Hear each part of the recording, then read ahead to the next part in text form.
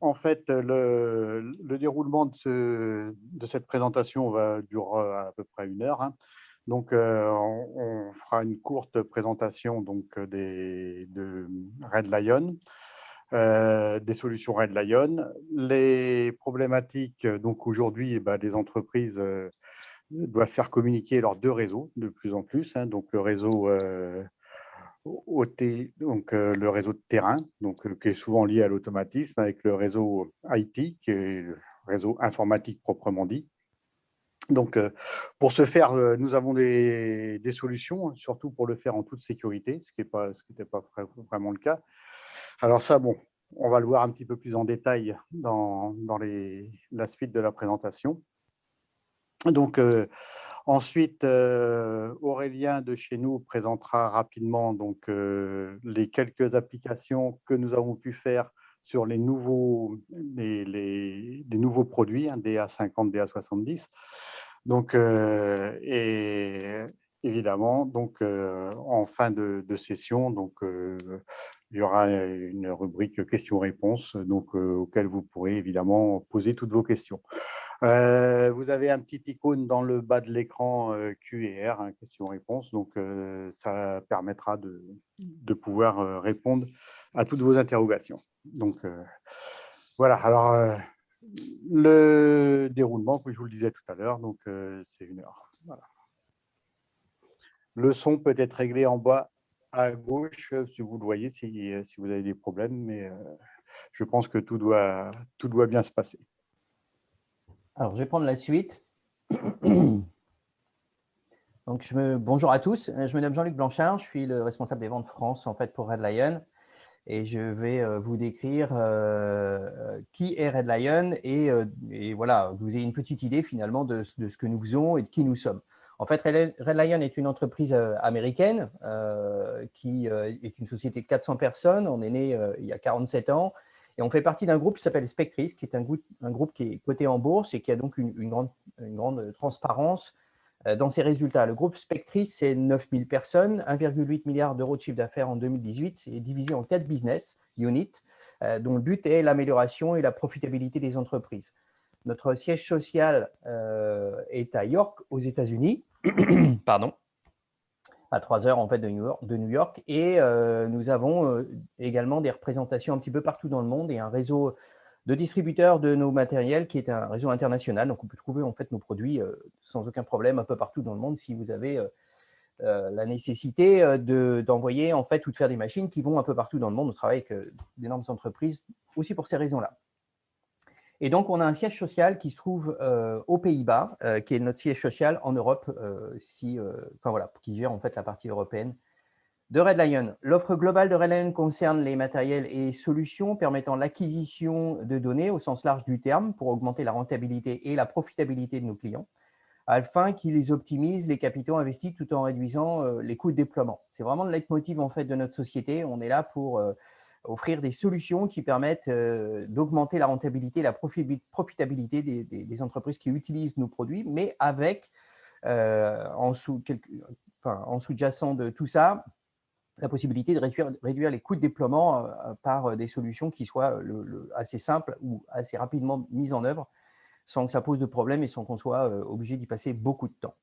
Et donc, pour ce faire, on a en fait mis au final sur le marché un matériel qu'on appelle le Flex Edge, qui est la représentation ultime de cette description. Et c'est ce que nous allons découvrir maintenant dans cette présentation. Pour revenir sur ce slide en 2 mots, donc sachez qu'au sein de Red Lion, il y a 2 départements, on peut dire. Un département Industrial Networking qui concerne des switches industriels très durcis. Ce sont des produits qui sont utilisés par EDF, par exemple, dans toutes les centrales nucléaires de France. Quand vous prenez l'ascenseur sur la Tour Eiffel, en fait, les informations d'échange se font aussi via des switches de Red Lion. À la RATP, Eurocopter, enfin bref, il y a beaucoup d'entreprises qui utilisent nos switches durcis. Mais on a une gamme en fait de 600 produits disponibles. Donc, si vous avez des besoins, quels qu'ils soient, que ce soit en termes d'Ethernet, PoE, Profinet, etc., on a vraiment des gammes de produits très larges qui nous permettent de répondre à tout type de demandes concernant le réseau Ethernet, que ce soit des switches managés, non managés ou surveillés. Dans la partie industrielle automation, on a une gamme de matériel qui correspond un peu plus à notre, comment dirais-je, à notre offre liée à l'automation, qui concerne à la fois des indicateurs numériques. On a des produits qui ont aussi la capacité de communiquer, décidément, et qui nous permettent en fait de récupérer des signaux bas niveau et de remonter ces informations en Modbus, en Profibus ou DeviceNet par exemple, pour ne citer que ces protocoles-là. Mais on a aussi des passerelles pour nos indicateurs numériques qui nous permettent de faire en sorte de communiquer comme on le souhaite avec nos indicateurs sur n'importe quel protocole d'automate programmable ou de variateur de vitesse.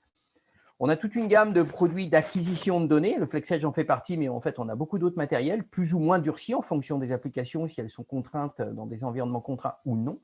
Et on a une gamme d'indicateurs régulateurs PID, de conditionneurs de signaux, de systèmes RTU, Remote Terminal Unit, d'IHM durci ou non durci. On a 2 gammes de produits. Donc, on a vraiment une capacité de réponse en fait assez globale à n'importe quel applicatif où on a besoin de rapatrier de la donnée, de la visualiser, de la contrôler, de l'enregistrer, etc. Donc, c'est ce qu'on va voir un petit peu maintenant dans les prochains slides qu'on va pouvoir vous présenter.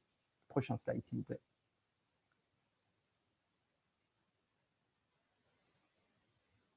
OK. Je vais laisser la parole à Michael qui va vous décrire un petit peu ce qu'on entend par la convergence OT-IT. Ça va vous donner un petit ordre d'idée un petit peu sur ce qu'on est capable de vous proposer et on ira un petit peu plus loin un peu plus tard avec moi. Merci Jean-Luc. Bonjour tout le monde. Merci d'être présent. Donc là, comme disait Jean-Luc, je vais vous expliquer un petit peu la convergence OT-IT et comment nous, on peut y répondre et vous aider à l'acquérir dans les meilleures conditions. Alors, on va commencer déjà par définir ce que c'est l'OT-IT, parce que ce qu'on a remarqué, c'est que tout le monde n'a pas la même définition et où c'est pas toujours très clair la différence.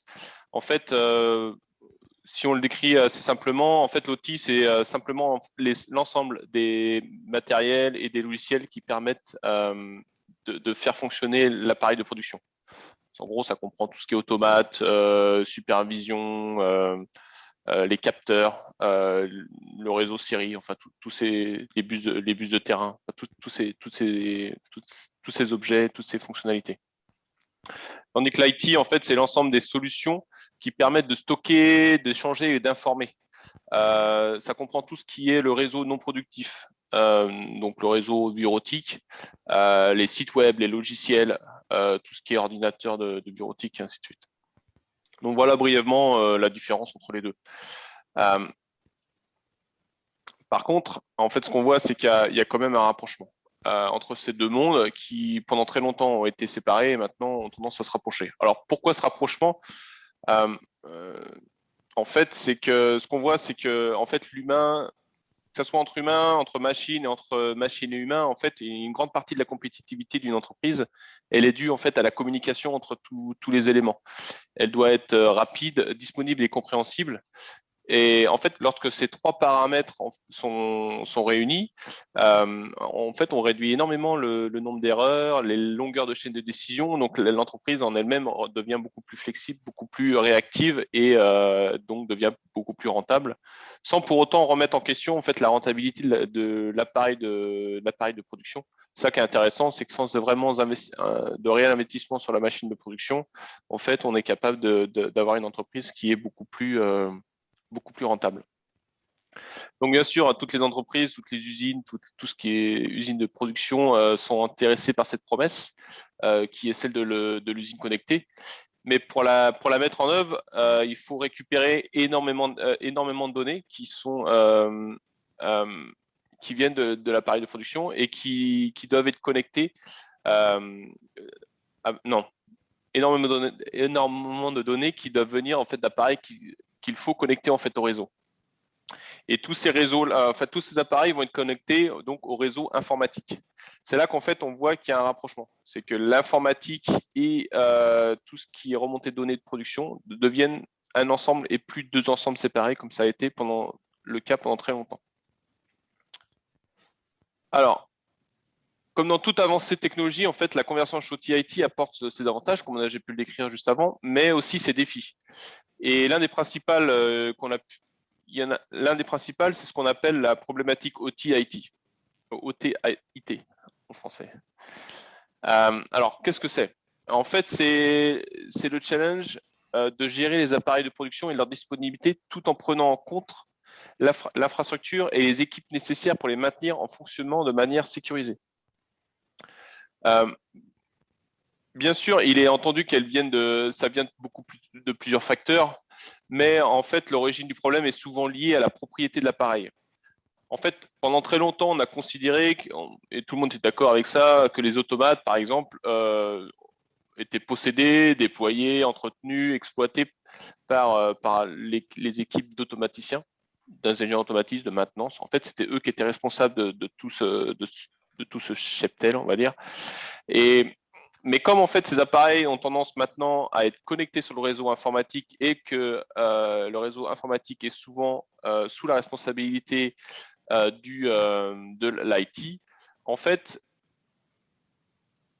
ce qui se passe, c'est qui est responsable maintenant de l'appareil, parce que l'IT a ses propres objectifs et l'OT a ses propres objectifs. Donc là, il y a un endroit où en fait on se retrouve avec un flou de responsabilité. Et c'est ce qui crée cette problématique OT-IT. Alors, comment résoudre ça? Alors, en décomposant les responsabilités de chaque département, on peut décomposer un petit peu la problématique OT-IT d'une autre manière. En fait, l'objectif, tout le monde est d'accord, l'objectif des deux départements est le même. En fait, c'est de rendre l'entreprise beaucoup plus productive et ça, c'est sûr. Mais en fait, la façon l'approche en fait est différente entre les deux départements. En fait, l'informatique va être généralement responsable de la sécurité, de l'accessibilité, de la fiabilité du réseau et de son évolutivité, alors qu'en fait, les services techniques, quant à lui, ils vont être responsables de la disponibilité de la production, du débit, de l'efficacité. Donc en fait, il y a deux objectifs différents et en fait, qui peuvent être de temps en temps complètement concurrents. D'accord? Donc, ça génère énormément de gaspillage et des problèmes d'organisation. Enfin, je pense que vous êtes un petit peu au courant de tout ça. Alors, en fait, et ce qui se passe, c'est qu'on connecte de plus en plus d'appareils, donc ça crée le problème augmente si on n'essaie pas de le résoudre. Quelle équipe est responsable du matériel, tout simplement? Alors, Red Lion, avec la solution Crimson, on pense avoir une solution pour résoudre ce conflit ou cette problématique, pour pas utiliser un mot trop fort. En fait, Red Lion, avec les solutions Crimson, offre des interfaces et des styles de configuration correspondant aux deux mondes. L'IT et l'OT ont deux cultures différentes, deux attentes pour configurer les appareils. Elles sont par exemple capables de récupérer des données de n'importe quel appareil communicant existant pour les envoyer vers des systèmes informatiques, tout en protégeant la production contre les instabilités.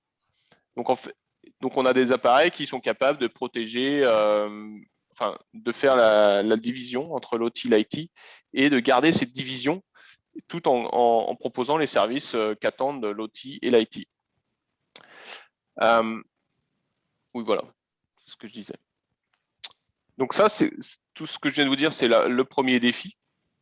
Et le deuxième défi principal, c'est qu'en fait, l'architecture de production est en train de migrer, est en train de se modifier. Donc en fait, on est en train de passer d'une pyramide d'automatisation, donc une architecture pyramidale. Tout le monde connaît, tout le monde a vu sur des magazines, dans des publicités. Enfin, cette pyramide, hein, je la connais même à l'école, j'en entendais parler. Et son succès vient du fait que chaque entreprise organise une expertise autour de chaque couche. Donc, en fait, on a la couche PLC et là, on a tous les automaticiens qui vont être experts en PLC, en automate. La SCADA, ça va être d'autres personnes qui sont plutôt les informaticiens industriels. Par contre, cette organisation, elle est très rigide et dès qu'un dysfonctionnement sur une des couches apparaît, en fait, c'est toutes les couches supérieures qui en sont affectées.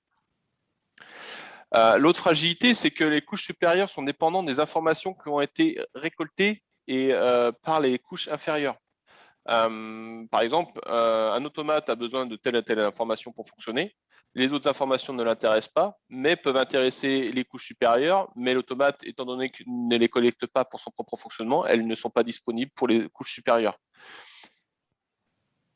Alors, c'est pour ces raisons-là qu'en fait, la deuxième architecture, qui est plutôt qu'on appelle orientée service, se développe pour pallier à tous ces problèmes-là.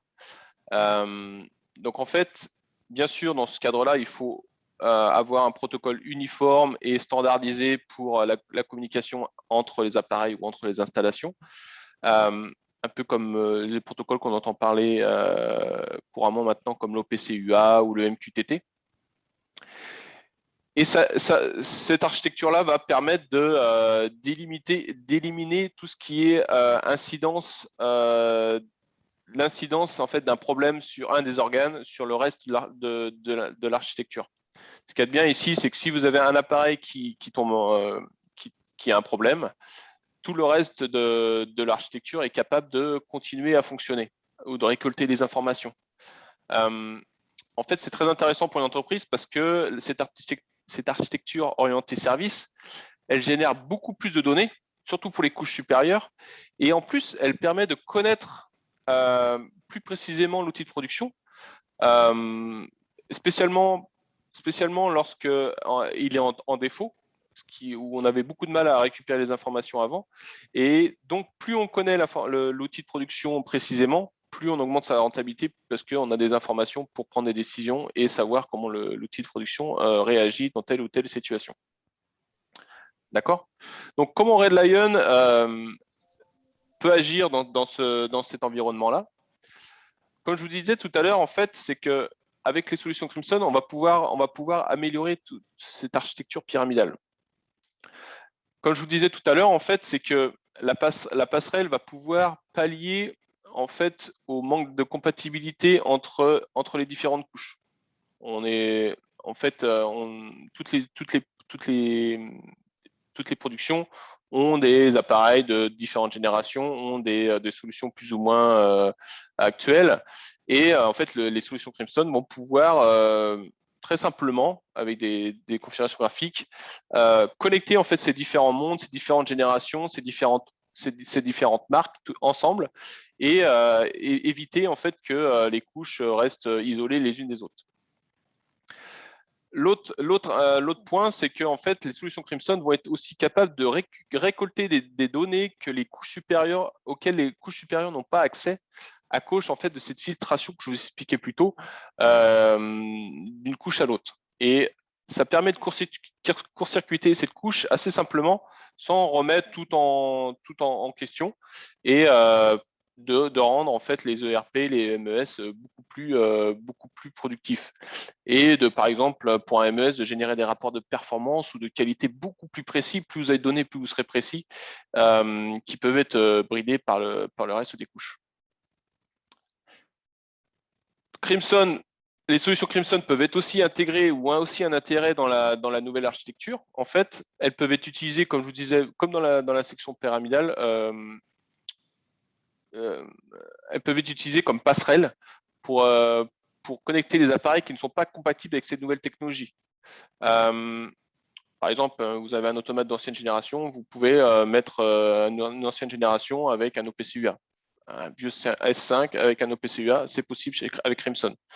Donc là, vous intégrez finalement une ancienne génération dans une architecture nouvelle. Ce type d'architecture étant hyper ouvert, elle est aussi automatiquement beaucoup plus sujette aux perturbations du réseau. Alors, ça peut être, il y a plein de perturbations qui peuvent arriver, des instabilités dans les réseaux. Et en fait, les appareils qui ne sont pas adaptés, en fait, vont être altérés. Le fonctionnement va être altéré.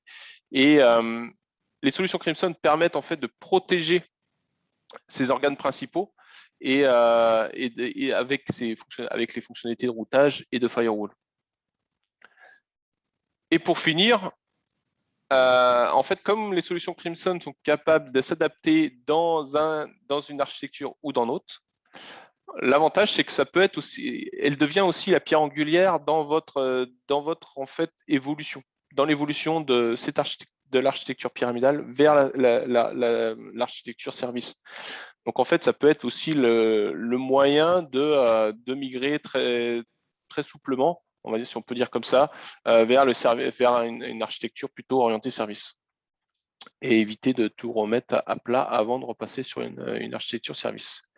Voilà pour ma part, j'espère que ça vous a éclairci un petit peu sur les difficultés et comment on peut y résoudre. Jean-Luc va vous expliquer maintenant un peu plus précisément avec quel appareil, quelle fonctionnalité on va pouvoir faire tout ça. Merci. À toi, Jean-Luc. Oups. Ok, donc je reviens pour vous expliquer comment on va pouvoir réaliser ça avec une solution qui est plutôt software, vous allez voir, et donc plusieurs produits ou plusieurs équipements matériels qui vont répondre à ces convergences OT-IT. Est-ce que tu peux passer au slide d'après, s'il te plaît, Michael?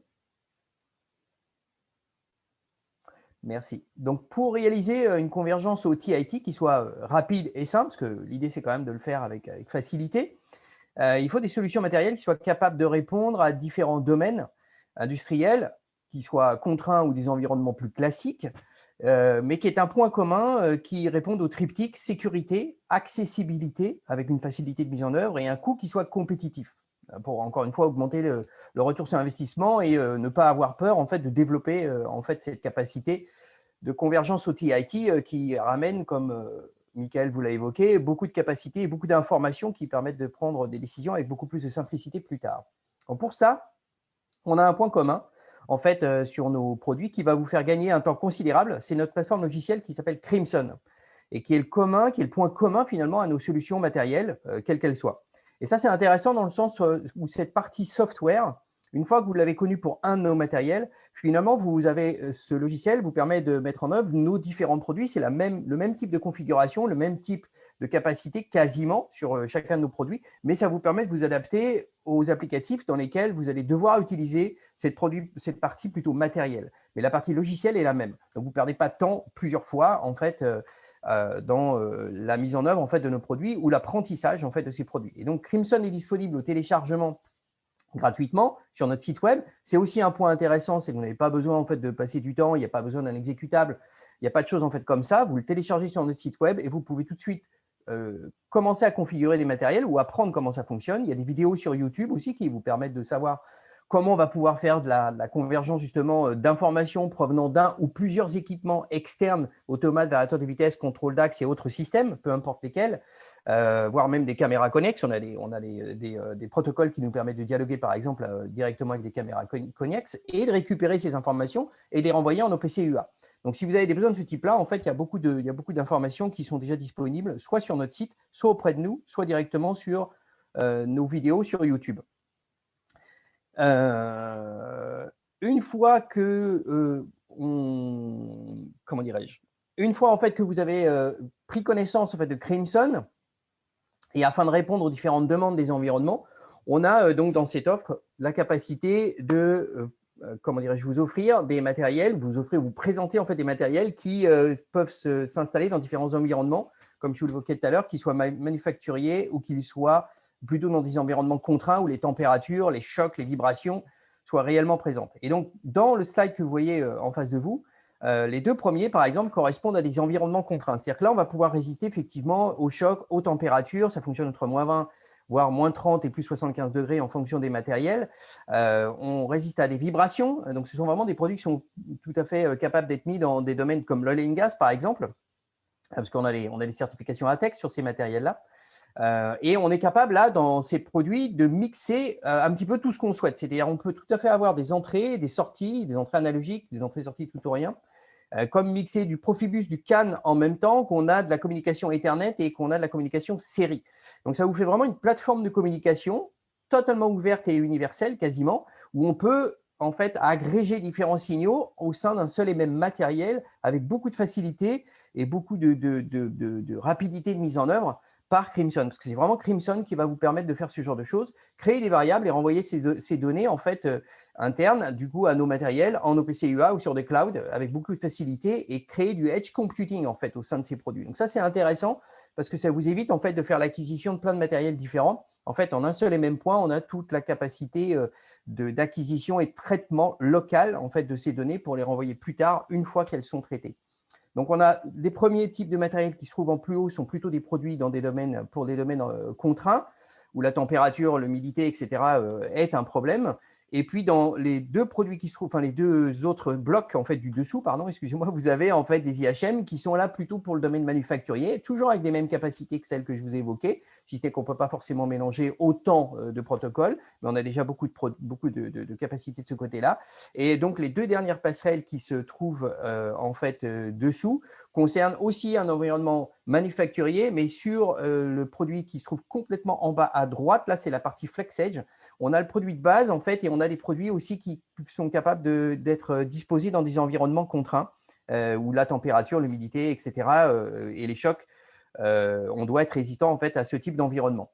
Dans les points communs qui se trouvent sur ces produits, on a un minimum de 2 ports série et 4 protocoles Ethernet simultanément. C'est-à-dire par exemple, un de nos petits IHM 4 pouces est capable tout à fait de faire de l'échange de données entre protocole série, entre protocole Ethernet et entre protocole série et Ethernet. Donc, voilà, ça commence en fait assez rapidement avec cette capacité-là d'échange. On a en fait une configuration qui est simple parce que ça se fait par glisser-déplacer de variables ou pointer-cliquer. En fait, en fonction de ce que vous souhaitez faire, vous avez juste à pointer et à cliquer et on va vous donner en fait les informations qui sont nécessaires au niveau de ce que vous venez de pointer. Au niveau des protocoles, on a en gros 300 protocoles disponibles et on a en gros 1000 configurations possibles au global. Donc, ça vous fait vraiment une palette en fait, d'échanges de données assez intéressante et impressionnante qui vous permettent d'aller très vite et très loin. En termes de communication, on a quasiment du MQTT générique sur tous nos matériels. On a 5 clouds qui sont préconfigurés dans nos produits. Alors ça permet d'aller très vite. C'est-à-dire que vous avez non seulement le MQTT générique qui vous permet de vous connecter à quasiment n'importe quel cloud, ou de faire de l'échange de données, en fait, simplement par le protocole MQTT, qui est le protocole le plus utilisé aujourd'hui. Mais on a 5 clouds du type Microsoft Azure, Google Chrome, etc. Enfin, pardon, Google Cloud, qui sont présents en fait dans nos produits avec une préconfiguration. C'est-à-dire qu'en fait, pour vous, il n'y a pas de code en fait à faire. C'est simplement de la config par des listes déroulantes, par exemple, et juste simplement renseigner des champs qui vont vous permettre d'échanger des datas. Après, il y a beaucoup de souplesse au sein de Crimson qui permettent d'échanger les données quand on le souhaite. Ce n'est pas forcément au fur et à mesure. Par exemple, en OPC UA, on a la possibilité de créer des bandes mortes et d'échanger les données que lorsqu'on est en dehors de la bande morte, parce qu'on va estimer qu'effectivement, là, la donnée doit être présente, on doit la recevoir parce qu'elle n'est plus dans sa bande de surveillance. En termes de communication OPC UA, par exemple, puisque je viens d'en parler, on est client et serveur en même temps, si nécessaire, plus le reste des protocoles OT-IT. D'accord ? Donc, c'est vraiment une passerelle universelle. On est capable de dialoguer avec des bases de données de Microsoft SQL, d'échanger des données, puisqu'on va gérer en fait de l'enregistrement de données qui peut aller jusqu'à 200 millisecondes. Et on va synchroniser ou lire et écrire en fait depuis les bases de données Microsoft SQL, mais on va pouvoir aussi synchroniser en FTP ou on vous envoyer des emails avec des fichiers attachés, par exemple, pour une fin de production, pour ce que vous souhaitez, peu importe la surveillance que vous allez devoir faire. Et puis, sur certains de nos matériels, on supporte la télégestion et la téléalarme, les téléalarmes par SMS. Donc ça, c'est aussi intéressant dans le sens où ça va vous permettre de pouvoir recevoir une information quelconque sur un défaut, peu importe l'applicatif, que ce soit manufacturier ou que ce soit en dehors en fait, du monde manufacturier. Si vous avez besoin de surveiller des pompes, si vous avez besoin de surveiller des systèmes en fait, de conditionnement qui doivent être, pour lesquels vous devez recevoir une alarme sur un défaut ou sur un dépassement de valeur quelconque, c'est intéressant dans le sens où on peut vous envoyer non pas un SMS simple, ça peut être un SMS avec des informations complètes et vous pouvez renvoyer des informations, par exemple, par SMS, excusez-moi, par exemple, pour acquitter une alarme. Et puis, donc, le dernier point qui est présent dans les derniers produits que nous avons mis en place sur le marché, c'est la capacité d'avoir une prise en main à distance en VPN. Donc, vous avez tout à fait la possibilité de pouvoir accéder aux différents équipements qui sont connectés à nos produits en VPN et de pouvoir faire des modifs à distance de programme. Donc là, vous avez vraiment des produits qui sont complètement universels en termes de possibilités. Ça vous évite en fait de faire l'acquisition de différents boîtiers, d'avoir des différents logiciels à comprendre, à apprendre et à maintenir, évidemment, voire à acheter pour certains.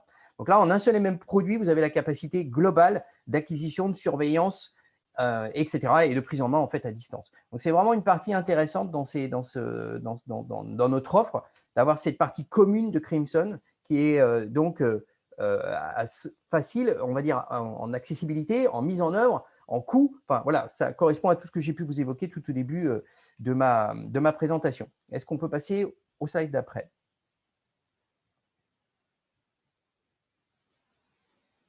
OK. Ici, on a résumé en fait de quelques applications en théorie. Oups. Attendez, excusez-moi, j'ai un petit souci. Je vais y arriver. J'ai un petit souci, excusez-moi, de présentation. Voilà.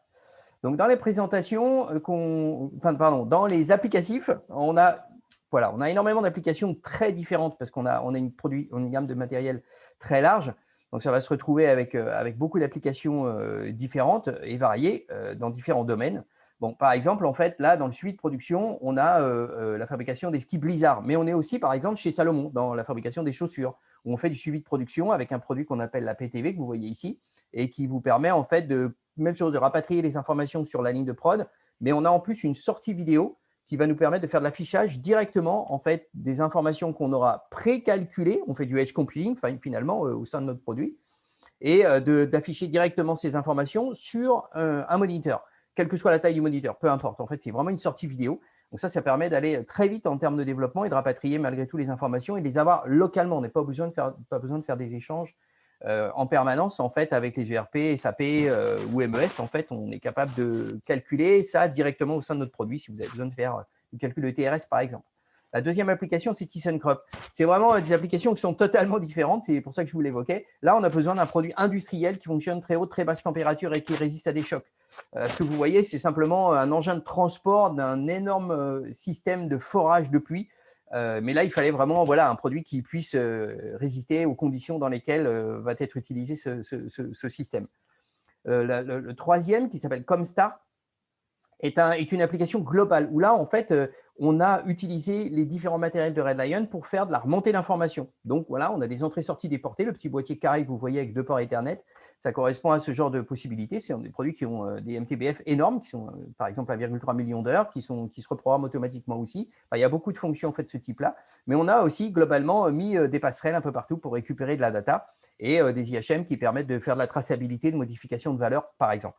Et donc, le troisième, Britax Romer, est un peu comme la fabrication des skis Blizzard. Mais voilà, il y a énormément d'autres entreprises, évidemment, qui peuvent et qui pourraient être citées, comme Thales, comme la Tour Eiffel que je vous ai citée, ou les métros de Grenoble, les centrales EDF qui utilisent nos switches. Bref, c'est très, très large. Mais à partir du moment où vous avez besoin de la data, on a des solutions, en fait, c'est ce qu'il faut retenir, qui vous permettront de rapatrier ces données et de faire du edge computing au sein de nos produits et donc de revenir sur l'idée première en fait, de cette présentation-là qui est la convergence OT-IT, c'est-à-dire la possibilité de récupérer des données, quelles qu'elles soient, au niveau des systèmes de production, par exemple, qui vont effectivement générer la valeur ajoutée de l'entreprise vers l'IT qui va, elle, pouvoir utiliser ces datas pour aller plus loin et faire de l'analyse. Si on peut passer au slide d'après. Voilà, là, je vais laisser la main en fait à Aurélien qui va vous faire une petite présentation sur des applicatifs que Technoland a réalisés. Et là, c'est directement une application. Aurélien va mieux vous en parler que moi, ça va être plus simple comme ça. Aurélien, c'est à toi. Merci Jean-Luc. Donc je me présente, je suis Aurélien Page, support technique Technoland, entre autres pour la partie Red Lion. Donc on va voir ici 2 applicatifs clients que nous avons réalisés donc, sur des bases de la gamme FlexEdge.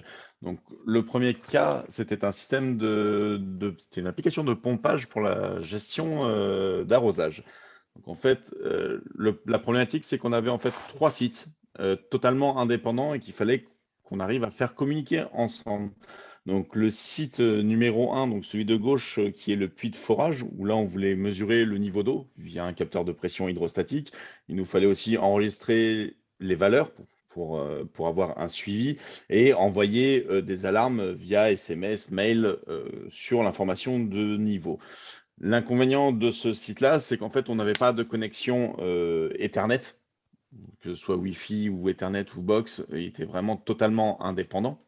Sur le deuxième site, qui est en fait les 2 départs d'arrosage, on a 2 débitmètres où on va récupérer le comptage de volume d'eau de ces 2 départs. On va aussi enregistrer les valeurs pour pouvoir faire du suivi et envoyer des alarmes, par exemple, de surconsommation. Et là, on était sur une connexion à Internet via un réseau entreprise standard. Et le site 3, qui est en fait un PC d'exploitation. Alors, qui n'avaient pas forcément de position fixe, c'est-à-dire que le PC pouvait être au bureau ou la personne pouvait être en télétravail chez elle ou à un autre endroit. Et le principe, c'était de pouvoir remonter en fait les données des deux sites, du site 1 et site 2, vers ce PC, de pouvoir faire une synchro FTP, en l'occurrence des enregistrements des deux sites. Et aussi, l'intérêt, c'était de pouvoir prendre la main à distance sur les deux sites pour pouvoir faire une surveillance, alors via les web serveurs, par exemple, des deux DA50, et aussi pouvoir faire des mises à jour produits et des correctifs de programmes des produits qui étaient connectés sur ces DA50. Et là, on avait une connexion via une box Internet un petit peu plus simple. Donc, la solution, elle a été de mettre une DA50 sur le site 1 équipé d'un module 4G afin de pouvoir avoir un accès à Internet qui soit stable et performant pour pouvoir afficher les web serveurs sans latence. Et on a rajouté un écran pour une visu locale et un module d'entrée-sortie déporté. Et on a rajouté aussi une DA50 du coup sur le site 2 pour pouvoir centraliser et gérer les deux débitmètres. L'intérêt en fait de la DA50 pour nous ici, c'était en premier lieu de pouvoir communiquer avec les éléments sur place, mais aussi via l'intégration en interne dans les DA50 de tunnels VPN, de pouvoir créer cette connexion VPN et en fait de pouvoir lier ces trois sites ensemble de façon simple et rapide pour pouvoir échanger énormément de données. C'est-à-dire que les écrans locaux, par exemple celui du site 1, a aussi accès aux éléments du site 2 et inversement, le PC ayant accès à un petit peu tout. Donc voilà, ça c'était une appli vraiment qu'on a fait il y a peu de temps et qui fonctionne très très bien via le VPN des DA50. Si tu peux passer au slide suivant, s'il te plaît. Et le deuxième cas, c'était un cas un petit peu différent. En fait, on avait un poste de travail mobile, c'est-à-dire c'est vraiment un poste de travail qui va être installé à différents endroits dans l'usine, en fait, selon le type de production que le client était en train de faire. Donc, sur le site 1, donc, on avait un poste de travail avec 3 protocoles différents. C'est-à-dire, on avait un protocole Profinet, on avait un automate en Profinet, un automate en Ethernet IP et un écran en Modbus TCP. Et le but, c'était vraiment de faire interagir les 3 appareils, de pouvoir faire de l'enregistrement, des alarmes et de pouvoir prendre la main forcément de l'extérieur. Le problème qui dit appareil mobile dit qu'il est compliqué de faire passer un câble Ethernet ou d'avoir des prises Ethernet partout pour pouvoir remonter les infos. Mais par contre, dans cette entreprise, il y a un réseau Wi-Fi entreprise qui parcourt toute la zone d'exploitation.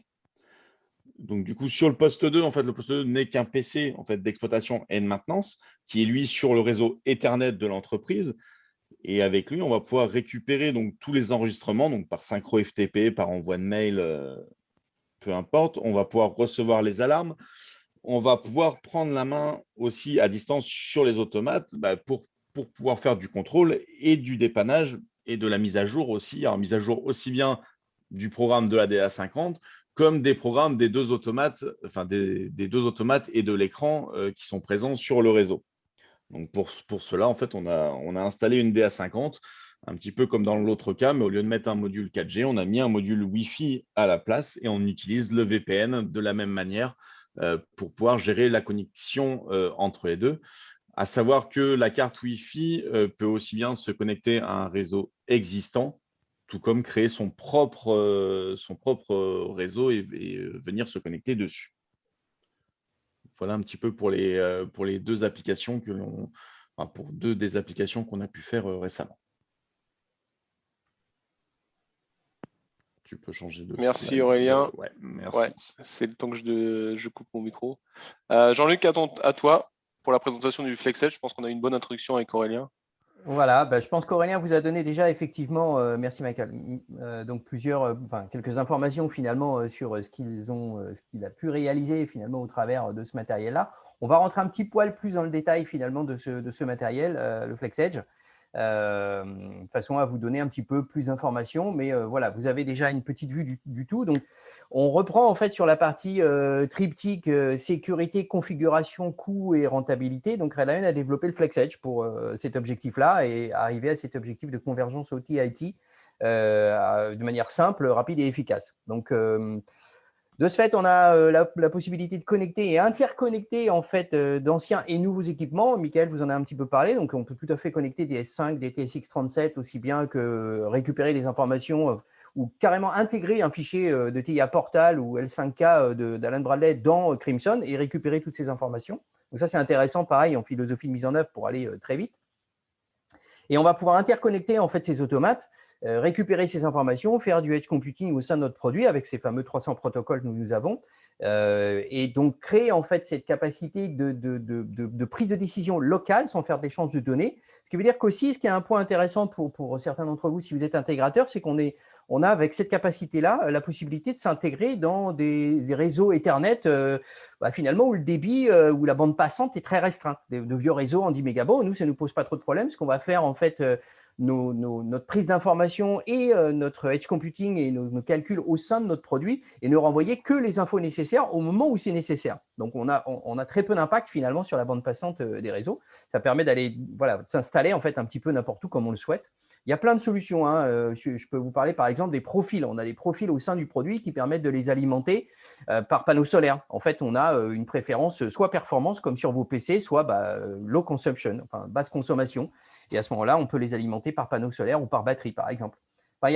Ça va très loin. On vous dévoile quelques informations en fait au départ et on vous présentera ça de manière un peu plus précise plus tard. Donc, l'idée en fait de ce edge computing au sein du produit, c'est de remonter, comme je vous l'évoquais, uniquement les informations nécessaires aux ERP, aux MES et autres logiciels de maintenance prédictive.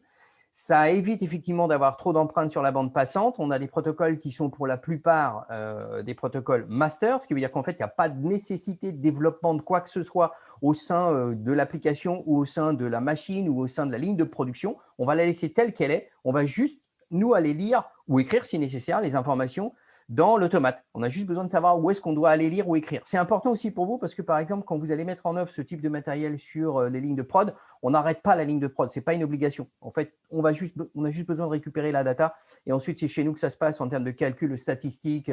Vous avez en fait toute possibilité au sein de nos produits de ce côté-là avec des choses qui sont, encore une fois, plutôt préconfigurées.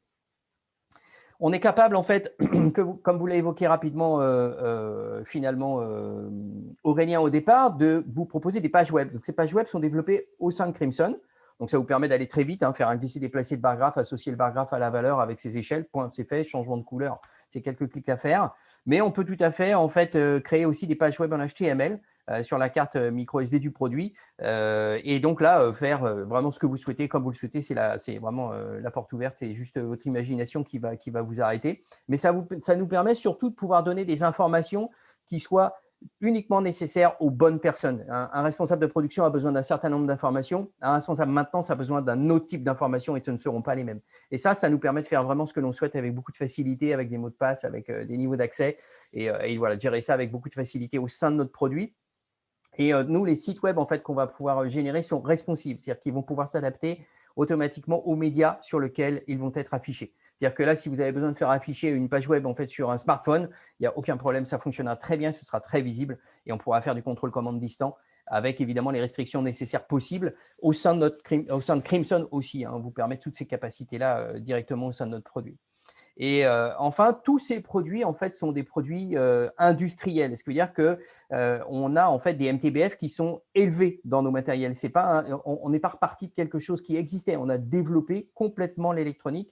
C'est réalisé, développé, conçu par Red Lion de A à Z, logiciel et hardware. Et on a créé pour des raisons de fiabilité nos propres produits et ce sont des produits en fait vraiment dotés en fait d'un MTBF important et donc d'une fiabilité importante avec un OMTBF. Donc on va pouvoir s'adapter en fait aussi bien à des solutions qui soient plutôt manufacturières comme je vous l'évoquais que à des applications où l'environnement est plutôt contraint. Dernier point intéressant sur ces systèmes, on a en fait la possibilité d'avoir un déploiement de masse.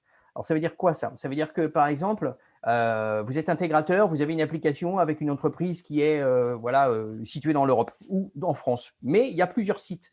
et vous souhaitez déployer ces matériels sur tous ces sites avec une application qui soit proche et qui soit similaire, ou vous souhaitez en fait simplement faire un upgrade du firmware de ces produits qui sont dispatchés un peu partout. On a cette capacité-là aussi au sein de Crimson. On a tout à fait la possibilité dans le FlexEdge de pouvoir faire une mise à jour du firmware du produit pour des raisons de sécurité, par exemple, tout simplement, ou de faire des mises à jour en fait, de l'application qui va se trouver déployée un petit peu partout. Mais vous le faites d'un seul et même point. Vous n'êtes pas obligé de vous connecter à chacun de ces matériels-là. Donc, vous allez gagner en temps, en accessibilité, en déploiement, en facilité aussi pour vos clients de pouvoir déployer l'applicatif partout sans que ça pose de problème. Donc voilà, ça vous donne en fait un petit ordre d'idée sur la globalité des capacités du FlexEdge, mais ça va très très loin. Il y a beaucoup de capacités différentes. Là, on en a vu quelques-unes. On voit sur ce schéma là que vous voyez, il y a la possibilité de communiquer en OPC UA, en Ethernet avec différents automates. On est ATEX évidemment. On a des protocoles DNV. Bref, il y a beaucoup de possibilités en fait au sein de notre produit qui vous permettent d'aller loin. On peut développer ses propres widgets, ses propres objets graphiques avec ses propres calculs, ses propres équations. Ça va vraiment très, très loin. Voilà, ça vous donne en fait un petit ordre d'idée. Est-ce qu'on peut passer au slide d'après, s'il vous plaît?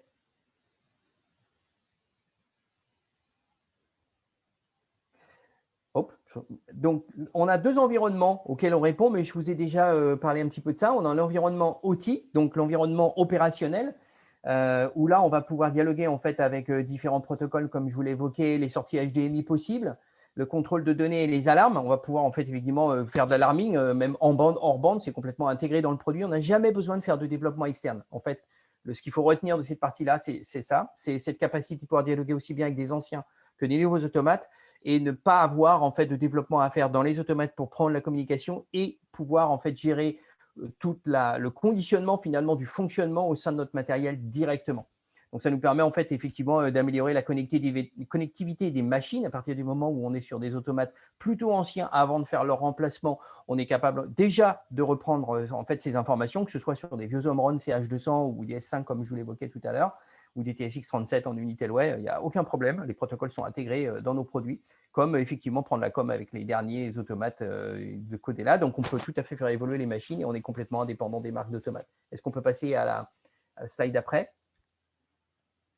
qui va être l'environnement IT, où là, on a cette capacité de convergence. On va la retrouver finalement dans l'OT et l'IT, où on va récupérer ces informations, faire du edge computing, renvoyer ça donc au niveau des MES, ERP, SAP, etc., ou dans les clouds pour avoir en fait cette idée de service que vous avez évoqué en fait tout à l'heure, Michael, et de récupérer ces informations pour les envoyer à la fois en OPC UA, à la fois et en même temps sur les clouds et faire de l'échange de données, avoir cet accès distant en VPN. Donc là, on a en fait pour ça dans notre produit une base Linux avec un véritable routeur intégré dans le produit. Ce n'est pas seulement Crimson, c'est la partie routage et routeur intégré dans notre produit qui va permettre de sécuriser toutes ces informations, de créer des VLAN, d'avoir des tables de NAT, d'avoir des zones démilitarisées, des DMZ, voilà, d'avoir un firewall dynamique intégré dans le produit. Bref, du Radius Authentication, ça va vraiment vous permettre de sécuriser votre information. Et pour ceux qui sont fabricants de machines, d'avoir en fait un système qui se met sur la machine et qui va pouvoir permettre en fait de donner des informations à vos clients sans modifier quoi que ce soit dans votre machine. Ça, c'est un point aussi intéressant et d'avoir de l'accès distant, évidemment. Donc, il y a vraiment des retours sur investissement qui se font très, très rapidement. Dès qu'on utilise en fait ces matériels-là, ça vous évite encore une fois d'avoir des boîtes un petit peu partout pour faire de l'accès distant, pour faire de la remontée d'informations, pour faire de l'alarming. Là, on fait ça en fait au sein d'un seul et même boîtier et dans un rapport coût-caractéristique qui est évidemment particulièrement intéressant. Donc voilà, la surveillance et mise à jour de masse, accès distant, je vous ai évoqué un petit peu tout ça. Les 5 clouds qu'on a de préconfigurés dans le produit qui vous permettent d'aller très vite effectivement en termes de développement aussi. On en voit quelques-uns ici et je vais vous montrer après dans Crimson comment on va pouvoir faire ça avec facilité. Alors, je n'aurai pas la dextérité de notre collègue Stéphane Lecointe qui n'a pas pu être présent aujourd'hui, mais je vais vous montrer un petit peu comment ça fonctionne. Voilà, est-ce qu'on peut passer à la suite, s'il te plaît, Michael?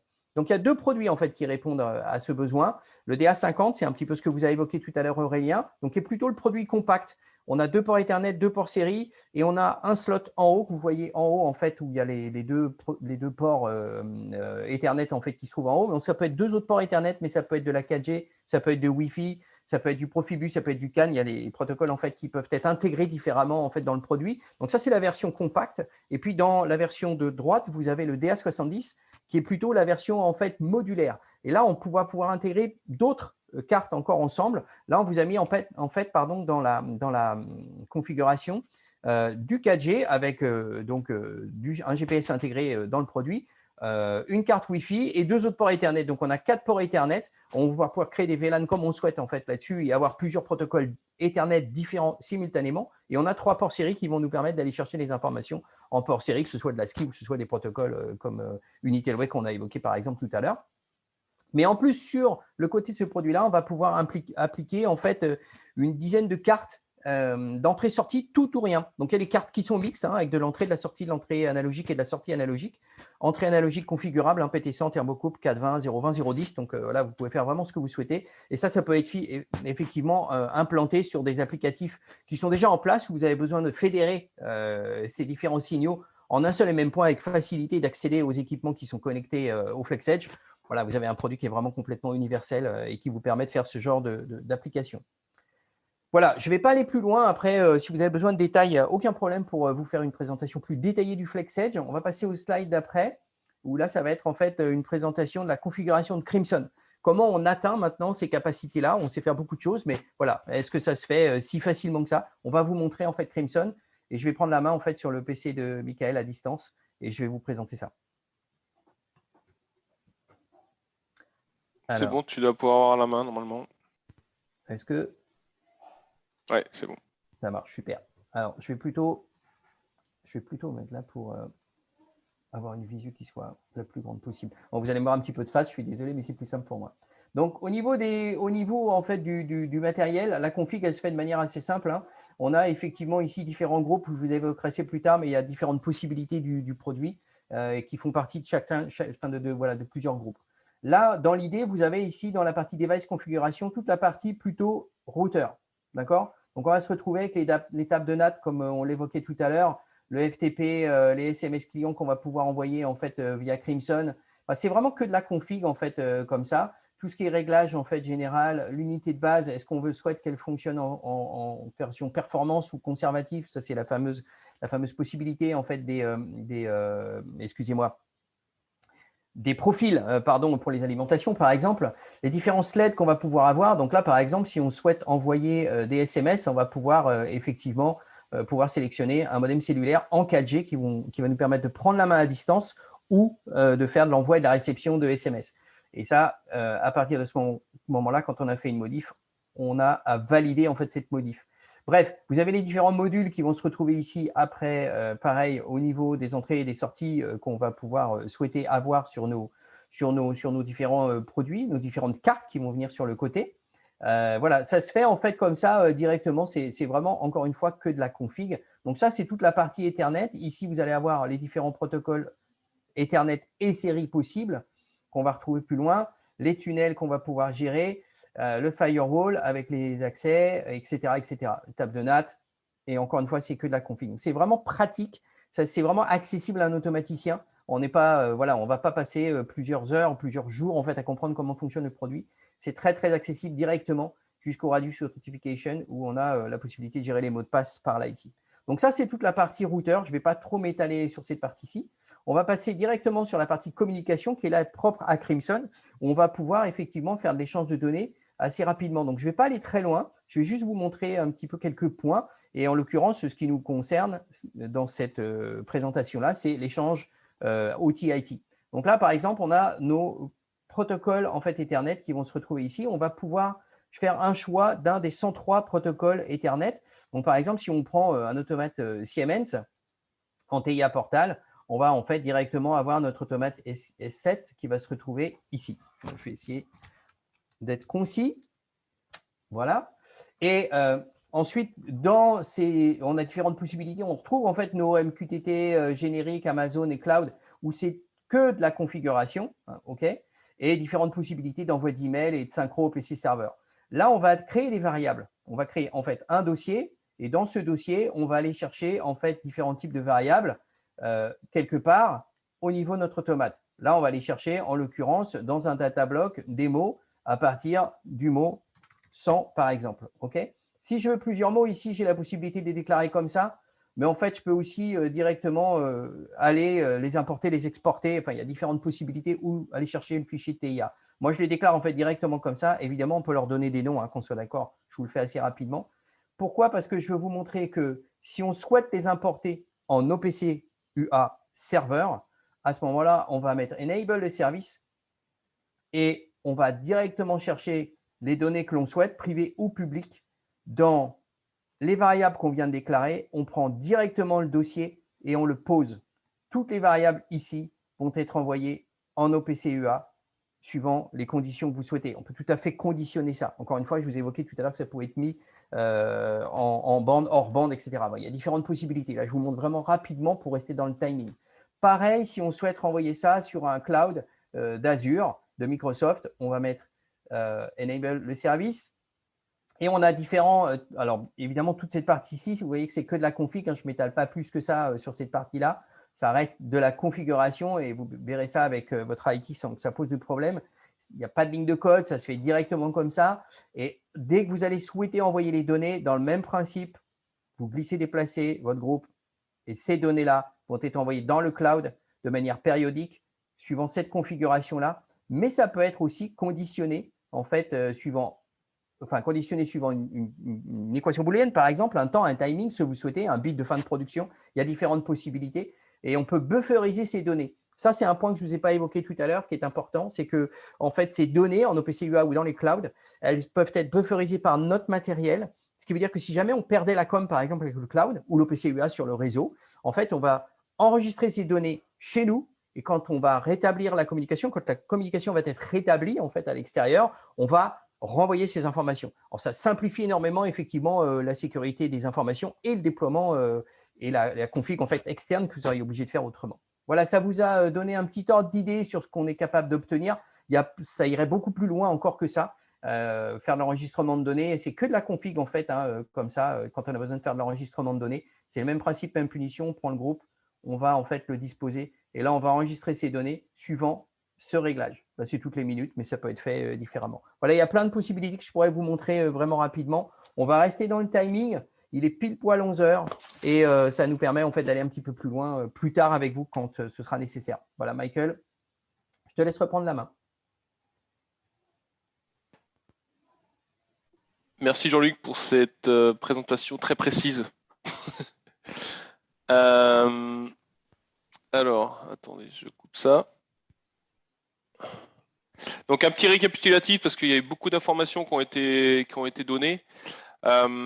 Juste pour résumer un petit peu toute cette présentation, en gros, la convergence OT-IT, ça crée des problématiques entre les services en OT-IT. Ça, je pense que tout le monde l'avait un petit peu observé.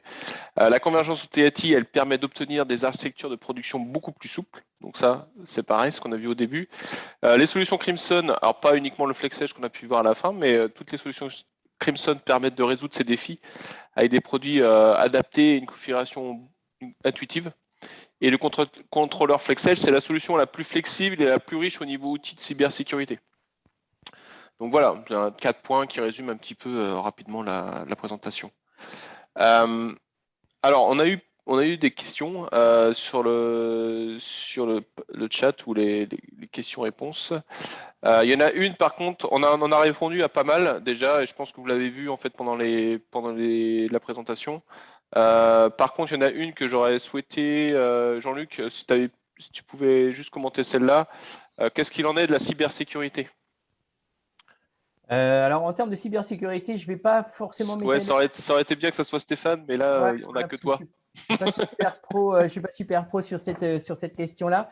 Mais voilà, en termes de cybersécurité, il faut savoir par exemple que dans Crimson 3.0, nos produits en fait ont été validés étanches à toute attaque de cybersécurité par des gens comme Assa Abloy par exemple ou EDF.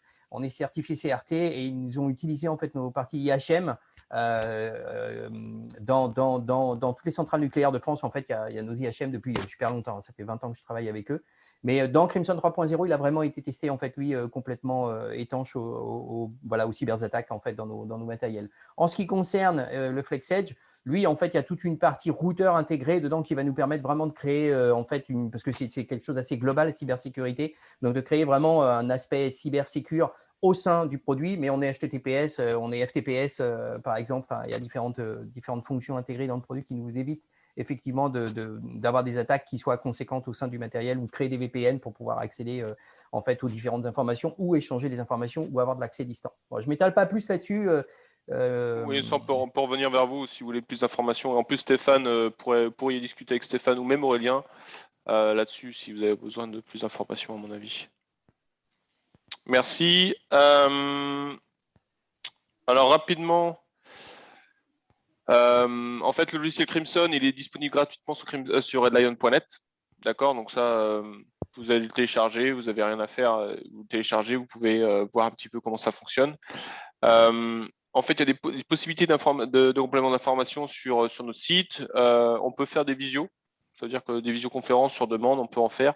On peut aussi prêter du matériel. Si vous le souhaitez, on vous prête du matériel, vous le testez et après, vous validez ou pas, ou on en discute et puis on voit comment on peut avancer. Red Lion, faut savoir qu'il est nous sommes sur Global Industries à Lyon, du 6 au 9 septembre, sur le stand de H93. Donc venez nous visiter si vous avez l'occasion ou le besoin. On aura tous les nouveaux matériels et des solutions à présenter. Et on prévoit de faire un autre webinaire fin septembre sur un autre thème. Vous serez le bienvenu. Je pense qu'avec Technoland, on refera une campagne d'inscription. Voilà. Eric, je te laisse conclure. Oui, donc, non, je suis là. Tu es là. Donc, comme vous avez pu le voir, donc effectivement, il y a on peut faire énormément de choses. Moi, j'espère que vous avez pu trouver des choses qui correspondent.